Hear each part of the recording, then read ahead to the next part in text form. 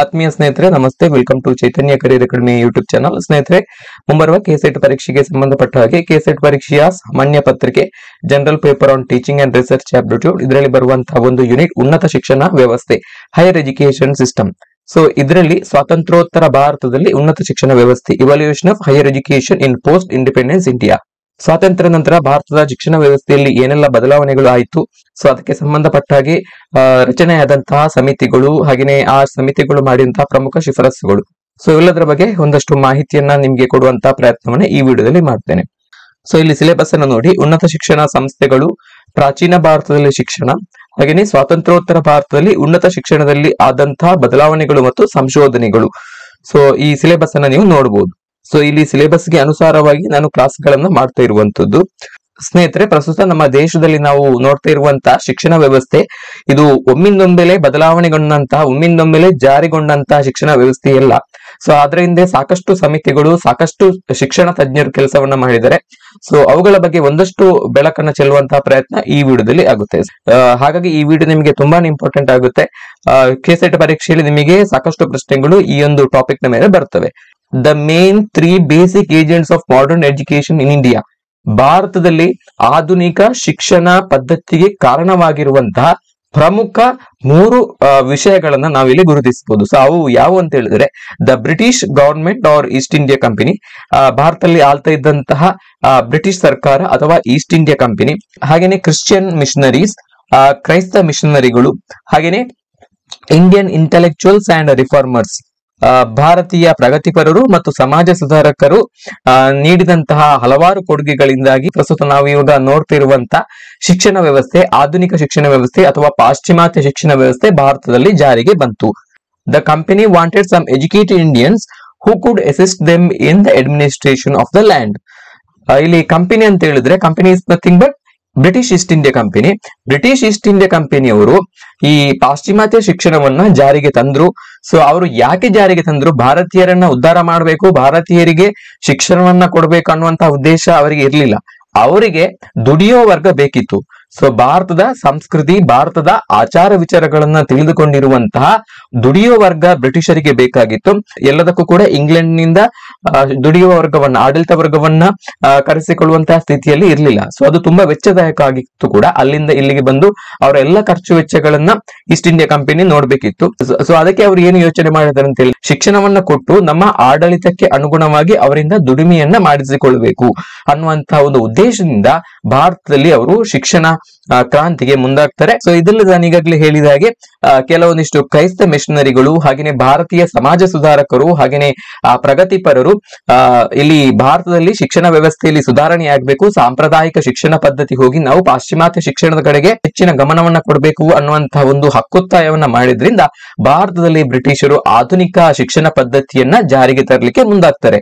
1835ರಲ್ಲಿ ಅಂದಿನ governor general ಆಗಿದ್ದಂತಹ lord William Bentinck ಭಾರತದಲ್ಲಿ ಸಾಕಷ್ಟು ಸುಧಾರಣೆಗಳಿಗೆ ಕೈ ಹಾಕ್ತಾನೆ. ಸಾಕಷ್ಟು ಸಾಮಾಜಿಕ ಸುಧಾರಣೆಗಳನ್ನ ಮಾಡುವತ್ತ ಆತ ಗಮನ ಹರಿಸ್ತಾನೆ.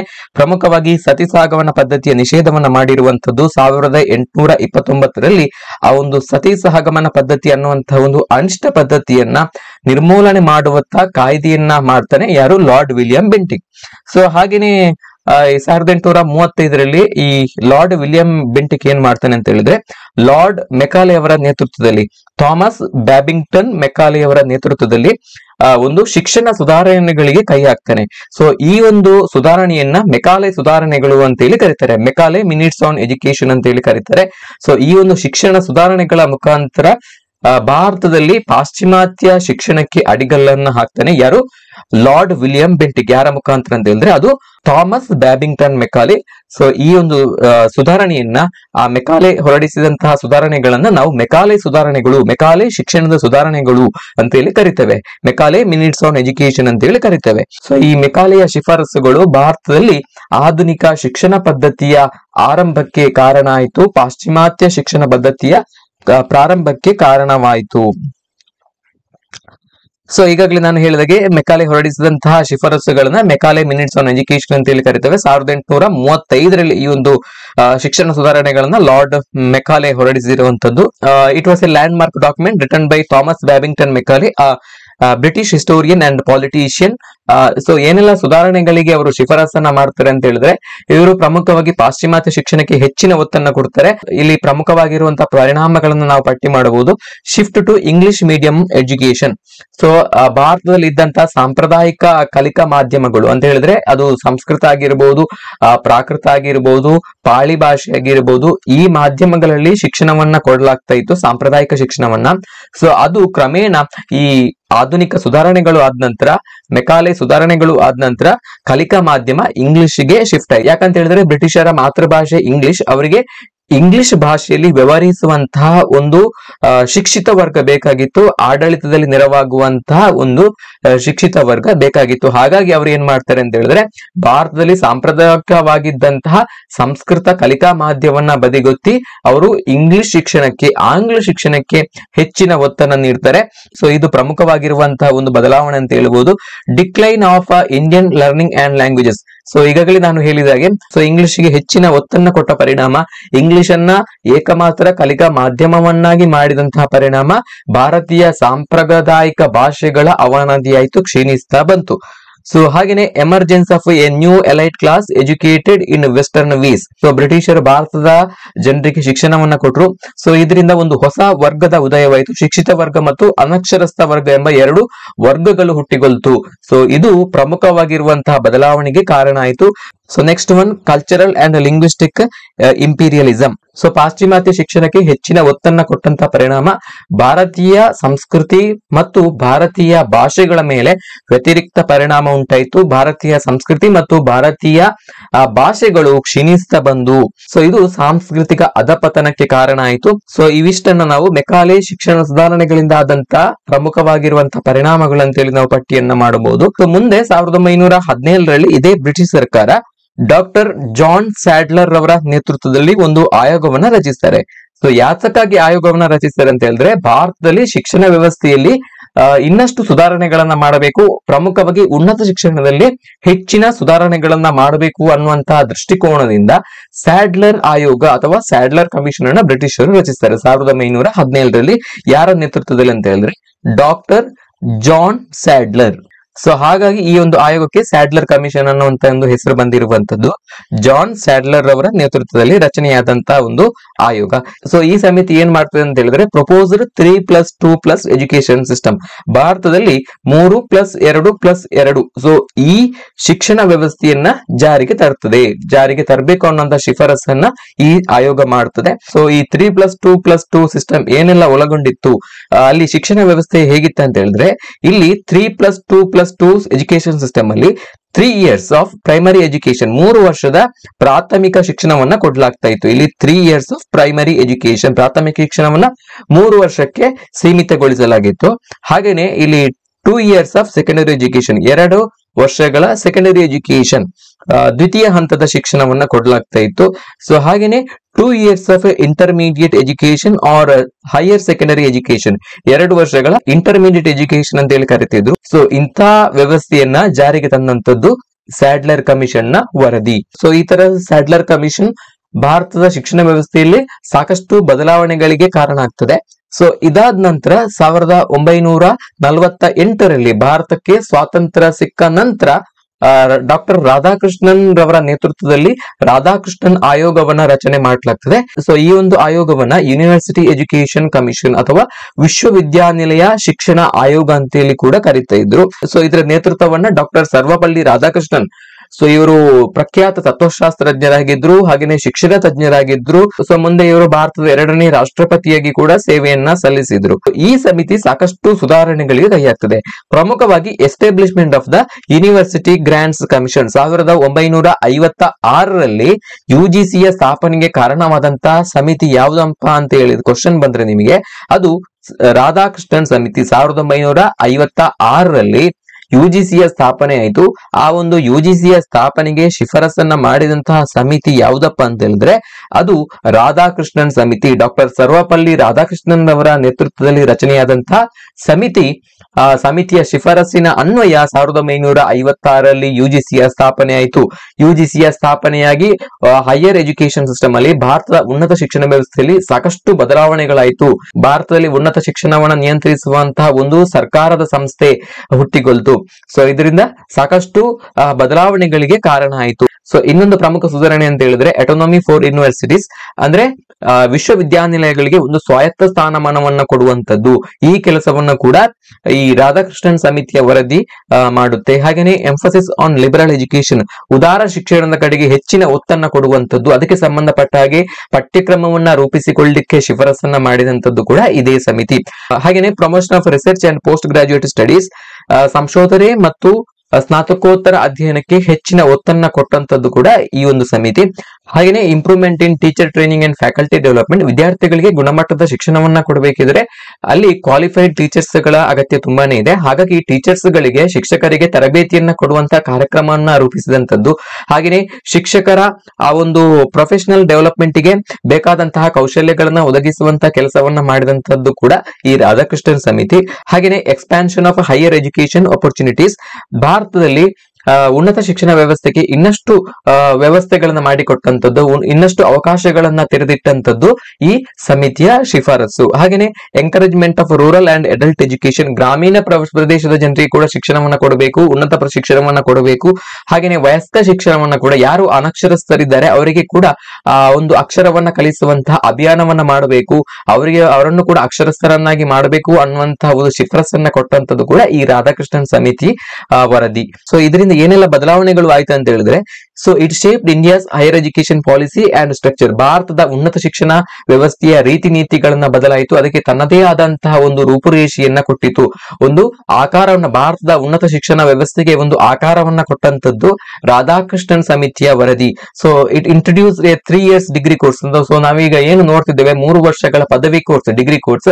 ಸೊ ಇದನ್ನು ಕೂಡ ಇಂಪ್ಲಿಮೆಂಟ್ ಮಾಡಿದಂತದ್ದು, ಪ್ರಾರಂಭ ಮಾಡಿದಂತದ್ದು. ಸೊ ಇದಕ್ಕೆ ಕಾರಣವಾದಂತದ್ದು ಕೂಡ ರಾಧಾಕೃಷ್ಣನ್ ಸಮಿತಿಯ ವರದಿ. Introduction of 3 years degree course ಯಾವ ಸಮಿತಿಯ ಶಿಫಾರಸು ಅಂತೇಳಿ ಪ್ರಶ್ನೆಗಳು ಬರಬಹುದು. ಬಂದ್ರೆ ಉತ್ತರ ನೀವು ಏನ್ ಮಾಡ್ಬೇಕಂತ ಹೇಳಿದ್ರೆ, ಸೊ ಅದಕ್ಕೆ ಉತ್ತರ ರಾಧಾಕೃಷ್ಣನ್ ಸಮಿತಿ. ರಾಧಾಕೃಷ್ಣನ್ ಸಮಿತಿಯ ವರದಿಯ ಪರಿಣಾಮವಾಗಿ ಭಾರತದಲ್ಲಿ 3 ವರ್ಷದ ಪದವಿ ಕಾರ್ಯಕ್ರಮಗಳು, 3 ವರ್ಷದ ಪದವಿ ಕೋರ್ಸ್ಗಳು, 3 year ಡಿಗ್ರಿ ಕೋರ್ಸ್ಗಳು ಪ್ರಾರಂಭ ಆಯಿತು ಅನ್ನುವಂತ ಒಂದು ವಿಚಾರವನ್ನ ನಾವಿಲ್ಲಿ ನೋಡಬಹುದು.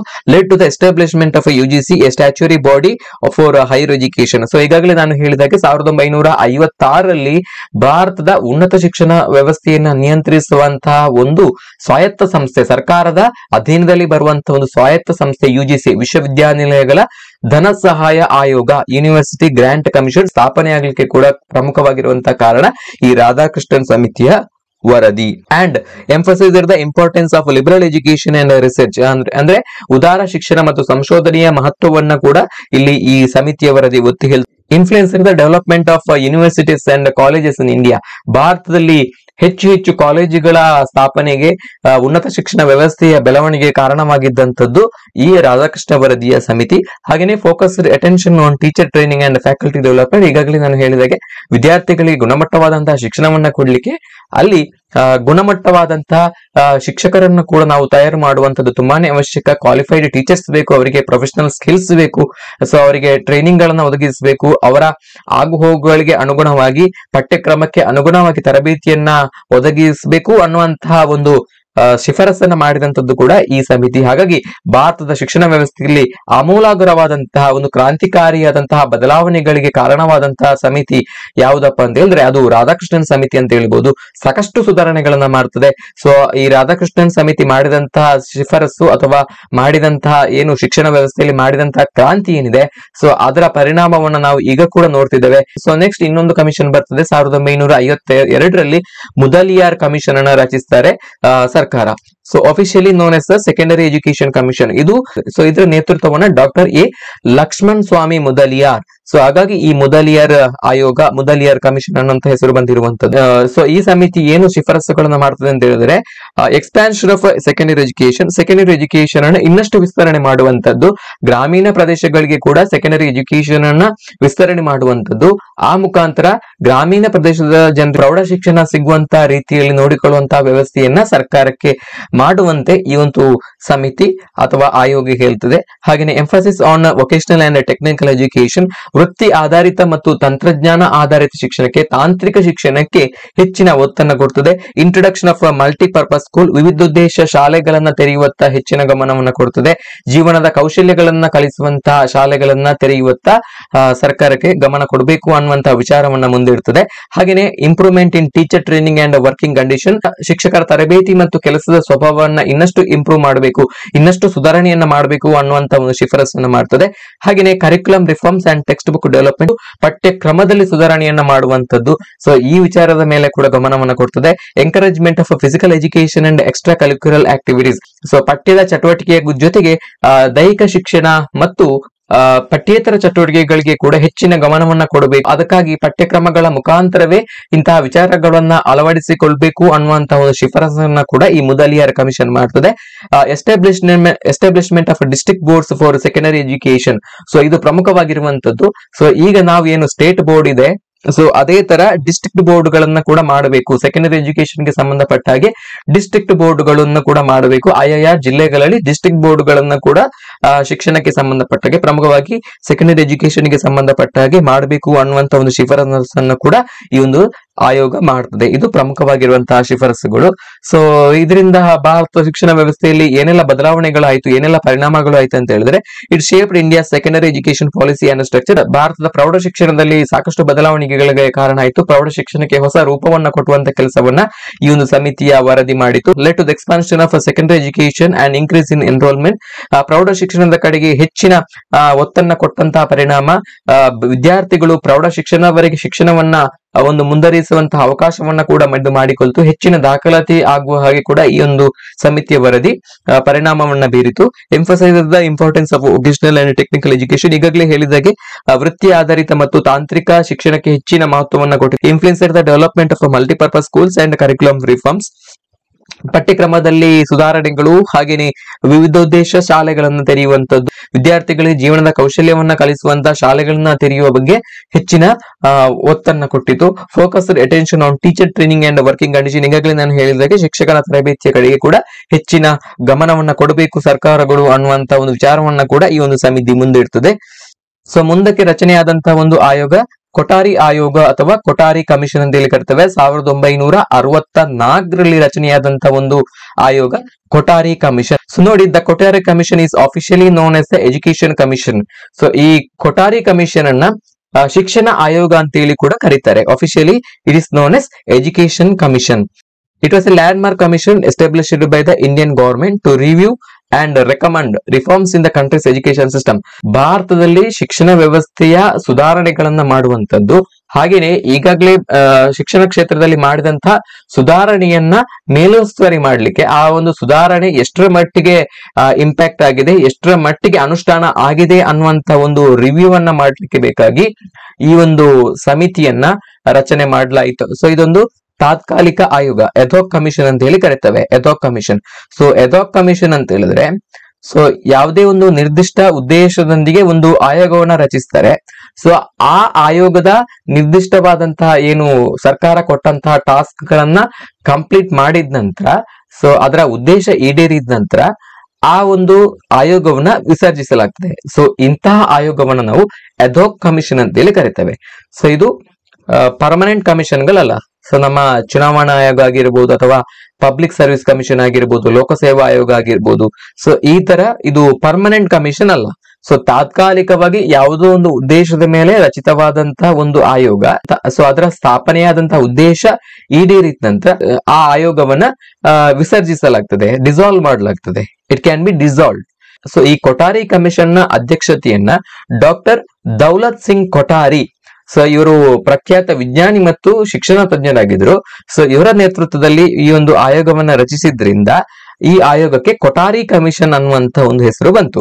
Doctor Daulat Singh Kothari Kothari Commission was headed by Dr. D.S. Kothari or Daulat Singh Kothari. So ಇದನ್ನ ನೀವು ನೋಟ್ ಮಾಡ್ಕೊಳ್ಳಿ.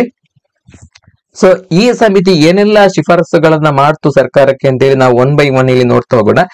ಸೊ ಭಾರತದಲ್ಲಿ ವಿಜ್ಞಾನ ಮತ್ತು ತಂತ್ರಜ್ಞಾನದ ಕಲಿಕೆಯ ಕಡೆಗೆ ಹೆಚ್ಚಿನ ಒತ್ತನ್ನು ಕೊಟ್ಟಂತದ್ದು ಈ ಕೊಠಾರಿ ಕಮಿಷನ್. ಹಾಗೆಯೇ introduction of work experience and vocational training, ವೃತ್ತಿ ಆಧಾರಿತ ತರಬೇತಿ ಕಾರ್ಯಕ್ರಮಗಳನ್ನ ಕೊಡುವಂತದ್ದು.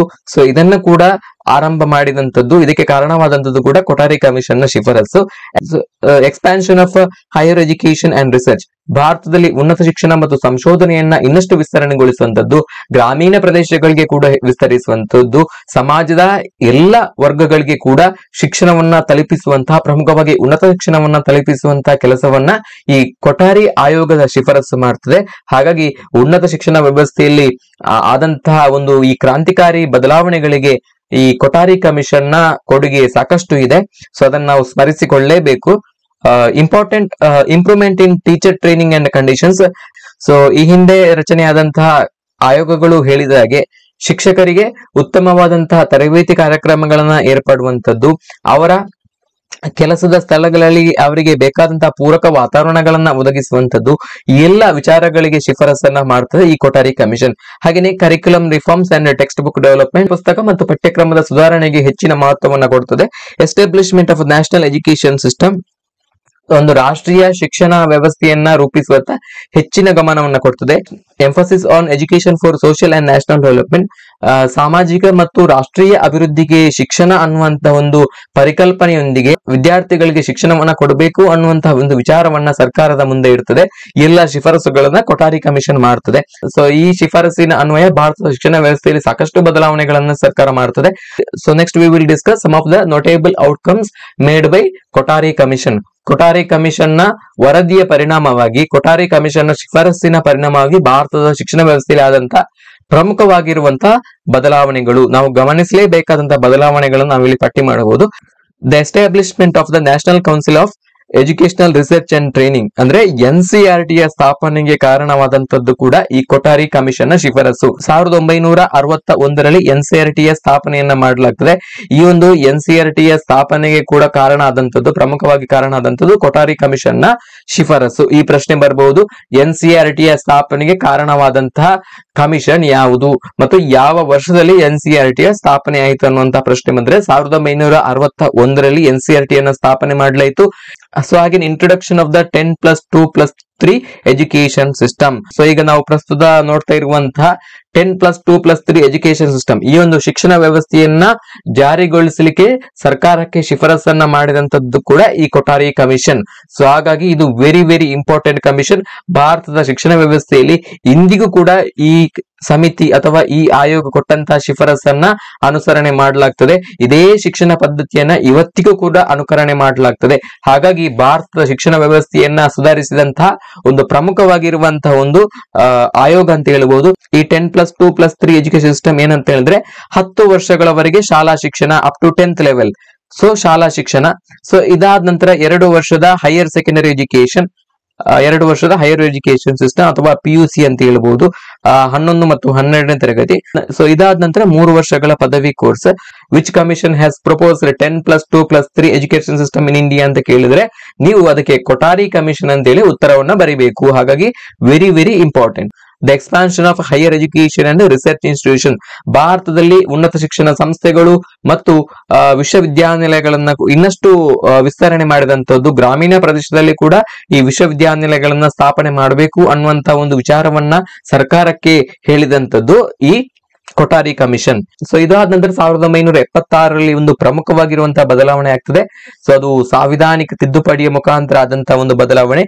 1976ಕ್ಕಿಂತ ಮುಂಚೆ ಭಾರತದಲ್ಲಿ ಶಿಕ್ಷಣ ವ್ಯವಸ್ಥೆ ಹೇಗಿತ್ತು ಅಂತ ಹೇಳಿದ್ರೆ, ಈ ಶಿಕ್ಷಣದ ವಿಷಯ ಅದು ಪ್ರಾಥಮಿಕ ಶಾಲಾ ಶಿಕ್ಷಣ ಆಗಿರಬಹುದು, ಕಾಲೇಜು ಶಿಕ್ಷಣ ಆಗಿರಬಹುದು, ಅಥವಾ ಹೈಯರ್ ಎಜುಕೇಶನ್ ಆಗಿರಬಹುದು, ಉನ್ನತ ಶಿಕ್ಷಣ ಆಗಿರಬಹುದು, ಇದು ಸ್ಟೇಟ್ ಸಬ್ಜೆಕ್ಟ್ ಆಗಿತ್ತು. ರಾಜ್ಯಗಳು ಆ ಸಬ್ಜೆಕ್ಟ್ ನ ಮೇಲೆ, ಶಿಕ್ಷಣದ ವಿಷಯದ ಮೇಲೆ ನೀತಿ ನಿರೂಪಣೆಗಳನ್ನ ಹಾಗೇನೆ ಯೋಜನೆಗಳನ್ನ ಮಾಡಬೇಕಿತ್ತು. ಅದು ಸ್ಟೇಟ್ ರೆಸ್ಪಾನ್ಸಿಬಿಲಿಟಿ ಆಗಿತ್ತು, ರಾಜ್ಯ ಸರ್ಕಾರಗಳ ಜವಾಬ್ದಾರಿಯಾಗಿತ್ತು. ಕೇಂದ್ರ ಸರ್ಕಾರ ಯಾವುದೇ ಜವಾಬ್ದಾರಿಯನ್ನ ಹೊಂದಿರಲಿಲ್ಲ. ಕೇಂದ್ರ ಸರ್ಕಾರ ಕೇವಲ ಅದನ್ನ ಮೇಲುಸ್ತುವಾರಿ ಮಾಡುವಂತ ಜವಾಬ್ದಾರಿಯನ್ನ ಮಾತ್ರ ಹೊಂದಿತ್ತು. 1976ರಲ್ಲಿ ಸಂವಿಧಾನದ 42ನೇ ತಿದ್ದುಪಡಿಯ ಮುಖಾಂತರ ಈ ಶಿಕ್ಷಣದ ವಿಷಯವನ್ನು ಸಮವರ್ತಿ ಪಟ್ಟಿಯಲ್ಲಿ ಸೇರಿಸ್ತಾರೆ, ಕಾಂಕರೆಂಟ್ ಲಿಸ್ಟ್ ಅಲ್ಲಿ ಸೇರಿಸ್ತಾರೆ. ಸೊ ಈ ಶಿಕ್ಷಣದ ವಿಷಯವನ್ನು ಸಮವರ್ತಿ ಪಟ್ಟಿಯಲ್ಲಿ ಸೇರಿಸಿದರ ಪರಿಣಾಮ ಇಲ್ಲಿ ರಾಜ್ಯ ಸರ್ಕಾರಗಳು ಮತ್ತು ಕೇಂದ್ರ ಸರ್ಕಾರಗಳು ಎರಡೂ ಸರ್ಕಾರಗಳು ಕೂಡ ಶಿಕ್ಷಣದ ವಿಷಯದ ಮೇಲೆ ಸಮಾನವಾಗಿ ಈ ನೀತಿ ನಿರೂಪಣೆಗಳನ್ನ, ಕಾನೂನುಗಳನ್ನ, ಯೋಜನೆಗಳನ್ನ ಮಾಡುವಂತಹ ಒಂದು ರೆಸ್ಪಾನ್ಸಿಬಿಲಿಟಿಯನ್ನ, ಜವಾಬ್ದಾರಿಯನ್ನ ಎರಡೂ ಸರ್ಕಾರಗಳಿಗೆ ಕೂಡ ಕೊಟ್ಟಿತ್ತು. ಸೊ ಹಾಗಾಗಿ ಈಗ ರಾಜ್ಯ ಸರ್ಕಾರ ಮತ್ತು ಕೇಂದ್ರ ಸರ್ಕಾರ ಎರಡೂ ಸರ್ಕಾರಗಳು ಕೂಡ ಶಿಕ್ಷಣದ ವಿಷಯದ ಮೇಲೆ ತಮ್ಮದೇ ಆದಂತಹ ನೀತಿ ನಿರೂಪಣೆಗಳನ್ನ, ಕಾನೂನುಗಳನ್ನ, ಯೋಜನೆಗಳನ್ನ ಮಾಡ್ತವೆ. ಸೊ ಈ ಒಂದು ತಿದ್ದುಪಡಿ ಆದಂತದ್ದು 1976ರಲ್ಲಿ 42ನೇ ತಿದ್ದುಪಡಿಯ ಮುಖಾಂತರ ಶಿಕ್ಷಣದ ವಿಷಯವನ್ನ ಸಮವರ್ತಿ ಪಟ್ಟಿಗೆ ಸೇರಿಸಲಾಯಿತು. ನಮ್ಮ ಸಂವಿಧಾನದಲ್ಲಿ ರಾಜ್ಯ ಸರ್ಕಾರಗಳು ಮತ್ತು ಕೇಂದ್ರ ಸರ್ಕಾರಗಳು ಮಾಡಬಹುದಾದಂತಹ ಯೋಜನೆಗಳು ಅಥವಾ ಕಾರ್ಯಕ್ರಮಗಳು, ಹೊಂದಬಹುದಾದಂತಹ ಜವಾಬ್ದಾರಿಗಳನ್ನ 3 ಪಟ್ಟಿಗಳಲ್ಲಿ ವಿಂಗಡಿಸಿದ್ದಾರೆ. ಒಂದು ಕೇಂದ್ರ ಪಟ್ಟಿ, the union list, and second one the state list, ರಾಜ್ಯ ಪಟ್ಟಿ, ಹಾಗೇನೆ ಮೂರನೇದು ಸಮವರ್ತಿ ಪಟ್ಟಿ, ದ ಕಾಂಕರೆಂಟ್ ಲಿಸ್ಟ್. ಸೊ ಇಲ್ಲಿ ಕೇಂದ್ರ ಪಟ್ಟಿಯಲ್ಲಿ ಬರುವಂತಹ ವಿಚಾರದ ಮೇಲೆ ಕೇಂದ್ರ ಸರ್ಕಾರ ಮಾತ್ರ ಕಾನೂನುಗಳನ್ನ ಮಾಡಬೇಕು. ರಾಜ್ಯ ಸರ್ಕಾರ ಯಾವುದೇ ಬಗೆಯ ಕಾನೂನುಗಳನ್ನ ಮಾಡುವಂತ ಅಧಿಕಾರವನ್ನ ಹೊಂದಿರುವುದಿಲ್ಲ. ಫಾರ್ ಎಕ್ಸಾಂಪಲ್, ಈಗ ವಿದೇಶಾಂಗ ವ್ಯವಹಾರ ಆಗಿರಬಹುದು, ಅಥವಾ ರಕ್ಷಣೆ ಆಗಿರಬಹುದು, ಬಾಹ್ಯಾಕಾಶ ಮತ್ತು ಅಣುಶಕ್ತಿ ಆಗಿರಬಹುದು. ಸೊ ಇವೆಲ್ಲ ವಿಚಾರಗಳು ಕೇಂದ್ರ ಪಟ್ಟಿಯಲ್ಲಿ ಬರುವಂತದ್ದು. ಸೊ ಇದರ ಮೇಲೆ ಕೇವಲ ಕೇಂದ್ರ ಸರ್ಕಾರ ಮಾತ್ರ ಶಾಸನಗಳನ್ನ ಮಾಡಬೇಕು, ಯೋಜನೆಗಳನ್ನ ಮಾಡಬೇಕು, ನೀತಿ ನಿರೂಪಣೆಗಳನ್ನ ರಚಿಸಬೇಕು. ರಾಜ್ಯ ಸರ್ಕಾರಗಳಿಗೆ ಯಾವುದೇ ಅಧಿಕಾರ ಇರುವುದಿಲ್ಲ. ಹಾಗೇನೆ ಕೆಲವೊಂದಿಷ್ಟು ವಿಚಾರಗಳನ್ನ ರಾಜ್ಯ ಸರ್ಕಾರಗಳಿಗೆ ಕೊಟ್ಟಿದೆ, ರಾಜ್ಯ ಪಟ್ಟಿಯಲ್ಲಿ ಕೊಟ್ಟಿದೆ. ಫಾರ್ ಎಕ್ಸಾಂಪಲ್, ರಾಜ್ಯದ ಕಾನೂನು ಸುವ್ಯವಸ್ಥೆಯನ್ನ ಕಾಪಾಡುವುದಾಗಿರ್ಬೋದು. ಸೊ ಹಾಗೇನೆ ಬೇರೆ ಬೇರೆ ವಿಷಯಗಳನ್ನ ರಾಜ್ಯ ಸರ್ಕಾರಗಳಿಗೆ ಸಂವಿಧಾನದ ರಾಜ್ಯ ಪಟ್ಟಿಯಲ್ಲಿ ಕೊಟ್ಟಿದೆ. ಸೊ ಅದರ ಮೇಲೆ ರಾಜ್ಯ ಸರ್ಕಾರ ಮಾತ್ರ ಕಾನೂನುಗಳನ್ನ ಮಾಡಬೇಕು, ನೀತಿ ನಿರೂಪಣೆಗಳನ್ನ ಮಾಡಬೇಕು. ಹಾಗೇನೆ ಸಮವರ್ತಿ ಪಟ್ಟಿಯಲ್ಲಿ ಬರುವಂತಹ ವಿಚಾರದ ಮೇಲೆ ರಾಜ್ಯ ಸರ್ಕಾರಗಳು ಕೂಡ ಯೋಜನೆಗಳನ್ನ ಮಾಡಬಹುದು, ಕಾನೂನುಗಳನ್ನ ಮಾಡಬಹುದು, ಹಾಗೇನೆ ಕೇಂದ್ರ ಸರ್ಕಾರ ಕೂಡ ಯೋಜನೆಗಳನ್ನ ಮಾಡಬಹುದು.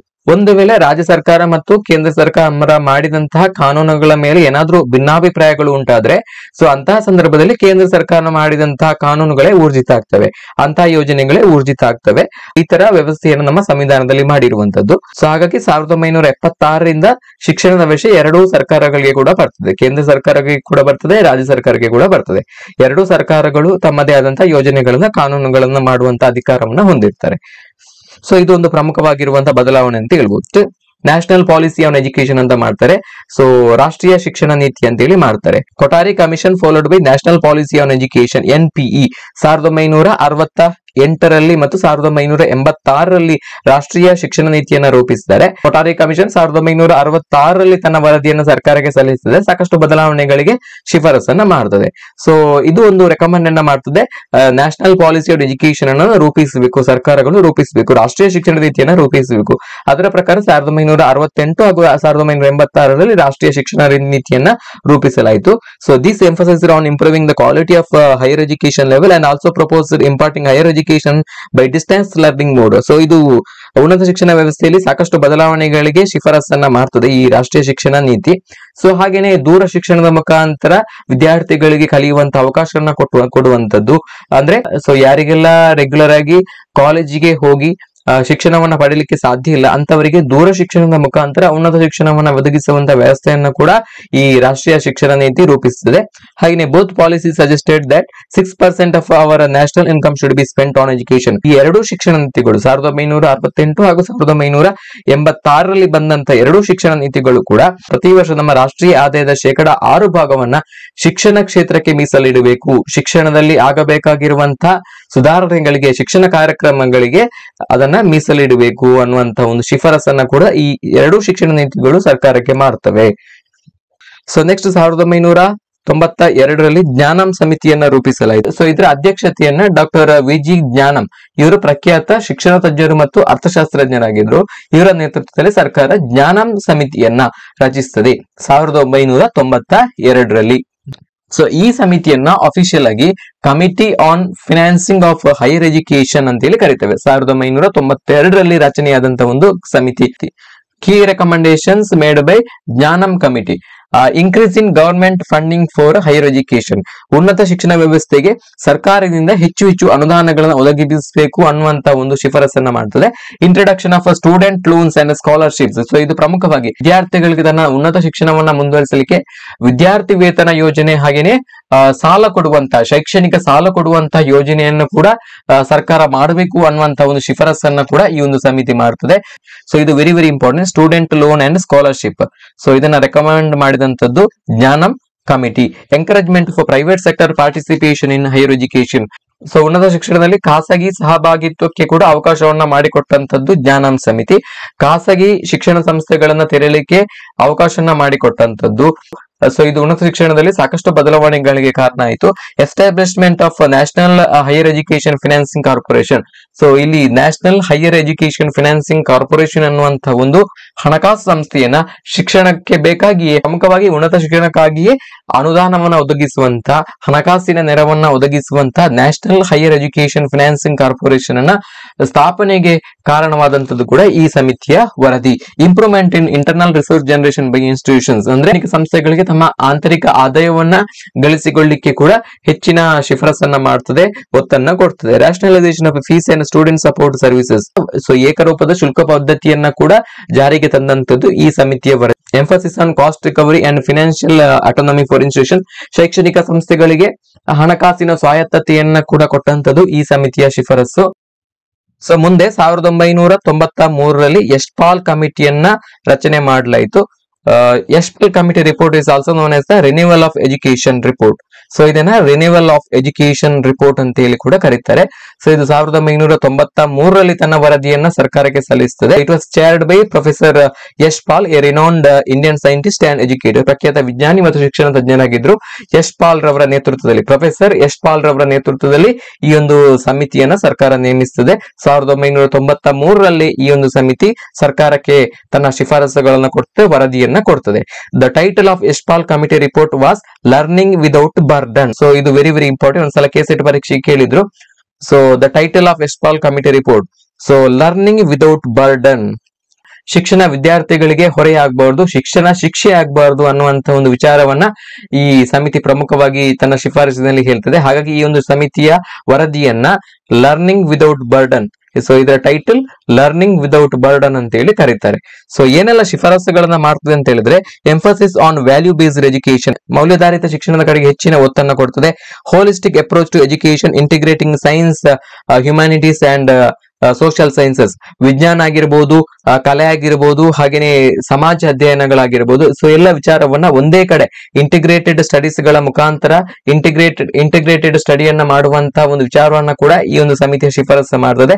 Encouragement of creativity, critical thinking and problem solving skills, so ವಿದ್ಯಾರ್ಥಿಗಳಲ್ಲಿ ಸೃಜನಶೀಲತೆಯನ್ನ ಬೆಳೆಸುವಂತದ್ದು, ತಾರ್ಕಿಕ ಚಿಂತನೆಯನ್ನ ಬೆಳೆಸುವಂತದ್ದು, ಹಾಗೆಯೇ ಸಮಸ್ಯೆ ಪರಿಹಾರಾತ್ಮಕ ವಿಧಾನಗಳನ್ನ ಬೆಳೆಸುವಂತದ್ದು, ಇಂತಹ ಕೌಶಲ್ಯಗಳನ್ನ ಬೆಳೆಸುವತ್ತ ಹೆಚ್ಚಿನ ಗಮನವನ್ನ ಕೊಡಬೇಕು. ಇಂತಹ ಕೌಶಲ್ಯಗಳನ್ನ ಬೆಳೆಸುವತ್ತ ಸರ್ಕಾರಗಳು ಪಠ್ಯಕ್ರಮಗಳನ್ನ ವಿದ್ಯಾರ್ಥಿಗಳಿಗೆ ರೂಪಿಸಬೇಕು ಅನ್ನುವಂತ ಒಂದು ಶಿಫಾರಸನ್ನ ಈ ಒಂದು ಯಶ್ಪಾಲ್ ಕಮಿಟಿ ಮಾಡ್ತದೆ. ಹಾಗೇನೆ reduction of curriculum load and emphasis on core subject, ಅಂದ್ರೆ ಪಠ್ಯಕ್ರಮದ ಭಾರವನ್ನ ಕಡಿಮೆ ಮಾಡುವಂತದ್ದು, ಪಠ್ಯಕ್ರಮವನ್ನ ಕಡಿಮೆ ಮಾಡುವಂತದ್ದು, ಆ ವರ್ಕ್ ಲೋಡ್ ಅನ್ನ ವಿದ್ಯಾರ್ಥಿಗಳಿಗೆ ಕಡಿಮೆ ಮಾಡುವಂತಹ ಒಂದು ಕೆಲಸವನ್ನ ಕೂಡ ಈ ಒಂದು ಸಮಿತಿ ಮಾಡ್ತದೆ. Improvement in teacher training and motivation, ಪ್ರತಿಯೊಂದು ಸಮಿತಿಗಳು ಕೂಡ ಇದೇ ಹೇಳಿದಂತದ್ದು, ವಿದ್ಯಾರ್ಥಿಗಳಿಗೆ ಗುಣಮಟ್ಟದ ಶಿಕ್ಷಣವನ್ನ ಕೊಡಬೇಕಿದ್ರೆ ಅಲ್ಲಿ ಗುಣಮಟ್ಟದ ಶಿಕ್ಷಕರು, ಕ್ವಾಲಿಫೈಡ್ ಟೀಚರ್ಸ್ ಗಳು, ಪ್ರೊಫೆಷನಲ್ ಸ್ಕಿಲ್ಸ್ ಗಳನ್ನ ಹೊಂದಿರುವಂತಹ ಶಿಕ್ಷಕರು ಬೇಕಾಗ್ತದೆ. ಹಾಗಾಗಿ ಅವರಿಗೆ ವಿವಿಧ ತರಬೇತಿ ಕಾರ್ಯಾಗಾರಗಳನ್ನ ರೂಪಿಸಿ ಅವರ ಆ ಒಂದು ಪ್ರೊಫೆಷನಲ್ ಸ್ಕಿಲ್ಸ್ ಗಳನ್ನ ಡೆವಲಪ್ಮೆಂಟ್ ಮಾಡುವತ್ತ ಗಮನವನ್ನ ಕೊಡಬೇಕು ಅನ್ನುವಂತ ಒಂದು ಶಿಫಾರಸುಗಳನ್ನ ಪ್ರತಿಯೊಂದು ಕಮಿಟಿಗಳು ಕೂಡ ಮಾಡುತ್ತವೆ. ಹಾಗೆಯೇ increased focus on vocational and technical education, ವೃತ್ತಿ ಆಧಾರಿತ ಮತ್ತು ತಾಂತ್ರಿಕ ಶಿಕ್ಷಣದ ಕಡೆಗೆ ಹೆಚ್ಚಿನ ಒತ್ತನ್ನು ಕೊಟ್ಟಂತದ್ದು. Promotion of distance and open learning, ದೂರ ಶಿಕ್ಷಣದ ಕಡೆಗೆ ಹೆಚ್ಚಿನ ಗಮನವನ್ನ ಕೊಟ್ಟಂತದ್ದು. Use of technology in education, ಶಿಕ್ಷಣದಲ್ಲಿ ವಿವಿಧ ತಂತ್ರಜ್ಞಾನಗಳನ್ನ ಅಳವಡಿಸಿಕೊಳ್ಳುವಂತದ್ದು, ಈ ಮುಖಾಂತರ ಶಿಕ್ಷಣವನ್ನ ಆಸಕ್ತಿದಾಯಕವಾಗಿ ಮಾಡುವಂತದ್ದು. ಸೊ ಇಂತಹ ಶಿಫಾರಸುಗಳನ್ನ ಕೂಡ ಈ ಒಂದು ಸಮಿತಿ ಮಾಡ್ತದೆ. Emphasis on education for social and national development, ಸಾಮಾಜಿಕ ಮತ್ತು ರಾಷ್ಟ್ರೀಯ ಅಭಿವೃದ್ಧಿಗಾಗಿ ಶಿಕ್ಷಣ ಅನ್ನುವಂತ ಪರಿಕಲ್ಪನೆಯ ಶಿಕ್ಷಣವನ್ನ ಕೊಡಬೇಕು ವಿದ್ಯಾರ್ಥಿಗಳಿಗೆ ಅನ್ನುವಂತ ಅನ್ನುವಂತ ಶಿಫಾರಸನ್ನು ಕೂಡ ಈ ಸಮಿತಿ ಮಾಡ್ತದೆ. So next some of the notable outcomes of the committee's recommendations include. So ಈ ಕಮಿಟಿ ಮಾಡಿದಂತಹ ರೆಕಮೆಂಡೇಶನ್ಸ್ ಗಳ ಪರಿಣಾಮವಾಗಿ ಏನೆಲ್ಲ ನಾವು ನೋಟೇಬಲ್ ಔಟ್ಕಮ್ಸ್ ಗಳನ್ನ ಅದರ ಪರಿಣಾಮಗಳನ್ನ ಗುರುತಿಸಬಹುದು ಅಂತ ಹೇಳಿ ನಾವು ನೋಡೋದಾದ್ರೆ, introduction of the national curriculum framework 2005ರಲ್ಲಿ NCF. ಸೊ ಇದರ ರಚನೆಗೆ ಕೂಡ ಕಾರಣ ಆದಂತದ್ದು ಈ ಸಮಿತಿಯ ಶಿಫಾರಸುಗಳು, ಯಶ್ಪಾಲ್ ಕಮಿಟಿಯ ಶಿಫಾರಸುಗಳು. Emphasis on value based education and life skills, ಜೀವನದ ಕೌಶಲ್ಯಗಳು ಮತ್ತು ಮೌಲ್ಯಾಧಾರಿತ ಶಿಕ್ಷಣದ ಕಲಿಕೆಗೆ ಹೆಚ್ಚಿನ ಒತ್ತನ್ನು ಕೊಟ್ಟಿತು. Use of technology in education including e learning activities, e learning ನ ಕಡೆಗೆ ಹೆಚ್ಚಿನ ಗಮನವನ್ನ ಕೊಟ್ಟಂತದ್ದು ಕೂಡ ಈ ಸಮಿತಿಯ ಶಿಫಾರಸುಗಳು. ಸೊ ನೆಕ್ಸ್ಟ್ 2005ರಲ್ಲಿ ಡಾಕ್ಟರ್ ಮನಮೋಹನ್ ಸಿಂಗ್ ಇವರ ನೇತೃತ್ವದ ಸರ್ಕಾರ ಸ್ಯಾಮ್ ಪಿಟ್ರೋಡಾ ಇವರ ನೇತೃತ್ವದಲ್ಲಿ ಒಂದು ಸಮಿತಿಯನ್ನ ರಚಿಸುತ್ತದೆ. ಈ ಸಮಿತಿಯನ್ನ ರಾಷ್ಟ್ರೀಯ ಜ್ಞಾನ ಆಯೋಗ ಅಂತ ಹೇಳಿ ಕರೆದ್ರು. ರಾಷ್ಟ್ರೀಯ ಜ್ಞಾನ ಆಯೋಗ ಅನ್ನುವಂತ ಒಂದು ಹೆಸರಿನಿಂದ ಕರೆದ್ರು. ನ್ಯಾಷನಲ್ ನಾಲೆಜ್ ಕಮಿಷನ್, NKC ಅಂತೇಳಿ ಶಾರ್ಟ್ ಫಾರ್ಮ್ ಅಲ್ಲಿ ಕರೀತಾರೆ. National knowledge commission was headed by Sam Pitroda. So it submitted its report in 2009. So 2009ರಲ್ಲಿ ಇದರ ವರದಿಯನ್ನು ಸರ್ಕಾರಕ್ಕೆ ಸ್ಯಾಮ್ ಪಿಟ್ರೋಡಾ ಕಮಿಟಿ ಸಲ್ಲಿಸುತ್ತದೆ. ಸೊ ಈ ಸಮಿತಿ ಸಾಕಷ್ಟು ಸುಧಾರಣೆಗಳಿಗೆ ಕಾರಣ ಆಗ್ತದೆ. ಸೊ ಈ ಸಮಿತಿ ಸಾಕಷ್ಟು ಸುಧಾರಣೆಗಳಿಗೆ ಶಿಫಾರಸನ್ನ ಮಾಡುತ್ತದೆ. ಸೊ ಈ ಸ್ಯಾಮ್ ಪಿಟ್ರೋಡಾ ನೀವು ಕೇಳಿರಬಹುದು. ಸೊ ಇವರನ್ನ ಭಾರತದಲ್ಲಿ ಟೆಲಿಕಾಂ ಕ್ರಾಂತಿಯ ಪಿತಾಮಹ ಅಂತ ಹೇಳಿ ಕರೀತಾರೆ. ಸೊ ರಾಜೀವ್ ಗಾಂಧಿ ಅವರ ಕಾಲದಲ್ಲಿ ಇವರು ಅವರ ಪ್ರಧಾನ ಸಲಹೆಗಾರರಾಗಿದ್ರು. ಸೊ ಇವರು ಟೆಲಿಕಾಂ ಕ್ಷೇತ್ರದಲ್ಲಿ ಸಾಕಷ್ಟು ಬದಲಾವಣೆಗಳಿಗೆ ಶಿಫಾರಸುಗಳನ್ನ ಮಾಡ್ತಾರೆ ರಾಜೀವ್ ಗಾಂಧಿ ಅವರ ಮುಖಾಂತರ. ಸೊ ಹಾಗಾಗಿ ಇವರನ್ನ ಭಾರತದಲ್ಲಿ ಟೆಲಿಕಾಂ ಕ್ರಾಂತಿಯ ಪಿತಾಮಹ ಅಂತ ಕೂಡ ಕರೀತಾರೆ. ಹಾಗೇನೆ ಭಾರತದಲ್ಲಿ ಹಳದಿ ಕ್ರಾಂತಿಯ ಪಿತಾಮಹ ಅಂತ ಕೂಡ ಕರೀತಾರೆ. ಸೊ ಹಳದಿ ಕ್ರಾಂತಿ ಅಂತ ಹೇಳಿದ್ರೆ ಎಣ್ಣೆ ಕಾಳುಗಳ ಉತ್ಪಾದನೆಯಲ್ಲಿ ಆದಂತ ಬದಲಾವಣೆಗಳು ಅಥವಾ ಕ್ರಾಂತಿ.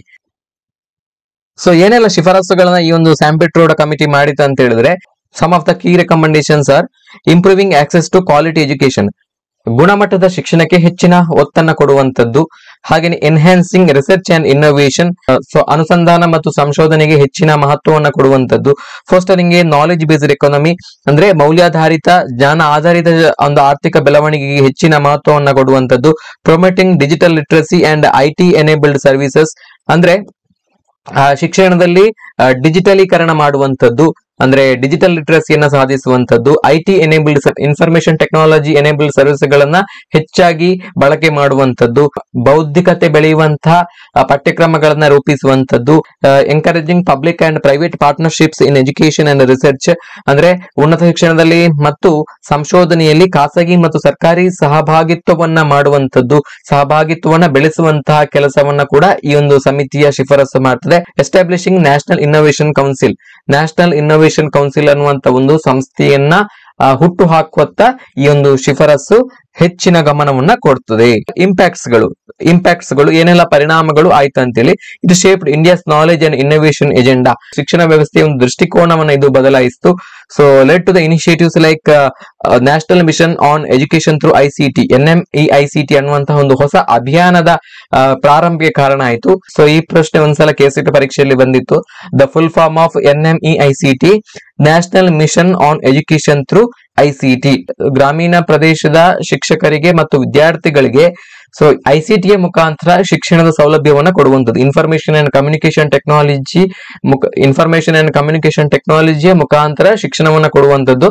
ಆ ಮುಖಾಂತರ ಶಿಕ್ಷಣವನ್ನ ಪರಿಣಾಮಕಾರಿ ಮತ್ತು ಆಸಕ್ತಿದಾಯಕವಾಗಿ ಮಾಡುವಂಥದ್ದು ಈ ಒಂದು ಅಭಿಯಾನದ ಪ್ರಾರಂಭಕ್ಕೆ ಕೂಡ ಕಾರಣ ಆದಂತ ಸ್ಯಾಮ್ ಪಿಟ್ರೋಡಾ ವರದಿಯ ಶಿಫಾರಸಿನಿಂದ.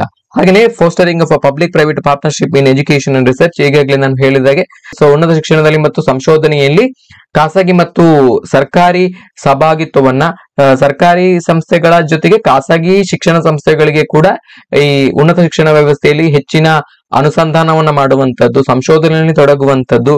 ಸೊ ಎಲ್ಲ ವಿಚಾರಗಳಿಗೆ ಹೆಚ್ಚಿನ ಪ್ರೋತ್ಸಾಹವನ್ನ ಕೂಡ ಈ ಒಂದು ಸಮಿತಿಯ ಶಿಫಾರಸು ಕೊಡ್ತದೆ. ಸೊ ಇತರ ಸ್ವಾತಂತ್ರ್ಯೋತ್ತರ ಭಾರತದಲ್ಲಿ ಶಿಕ್ಷಣ ವ್ಯವಸ್ಥೆ ಸಾಕಷ್ಟು ಬದಲಾವಣೆಯನ್ನ ಕಂಡಿತು.